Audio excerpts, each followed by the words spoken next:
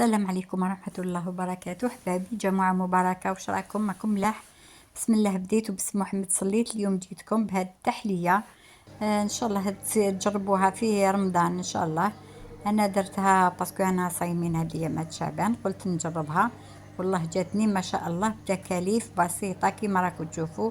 هنايا لا شونتيي وهذوك لي بودواغ تاع الكاطو، حبيتو ديروا هذوك، حبيتو ديري المربعات. لهنا طلعت لا شونتيي ديالي، راكم تشوفوا كاش بعد ما راني دورت الباسينه بالعانيه هكذا قلبتها باش تشوفوا كاش جاتني. الله يبارك.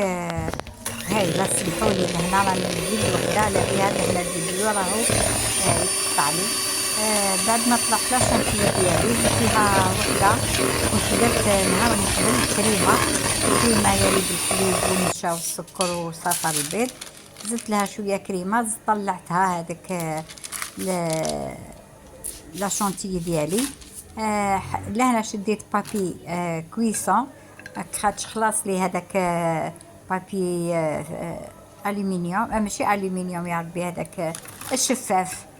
المهم خلاص لي درت بابي كويسون. لهنا لي بودواغ تاعي شمختهم بالقهوه ولا الحليب ولا واش تحبوا ولا بالجو، ستفتهم لهنا كامل. درت فوقهم هاد لاكريم، بعد ما فرشت لاكريم درت فريشه من تحتهم، بعد زدت من الفوق كي شمخت كامل هذاك الكاطو ديالي، زدت درتها من الفوق وقطعت الفاكهه اللي عندي. كانت شريت شويه لافريز وشويه بنان، قطعتهم فوقها ومن بعد روليتهم درتهم في الثلاجه. قعدوا مده واحد ربع ساعه، عاود جبتهم. انا درت فيديو كامل ما خرجليش كامل، مانيش عارفه وعلاش درتهم، يعني خطوه بخطوه ما خرجليش كامل. لهنا بعد ما شدت لي شويه في الكونجيلاتور، جبتها قطعتها كيما راكم تشوفوا لهنايا. راكم تشوفوا كيش جات ما شاء الله عليها، خفيفه بنينه الله يبارك كيما راكم تشوفوا. الله الله عليها طريه.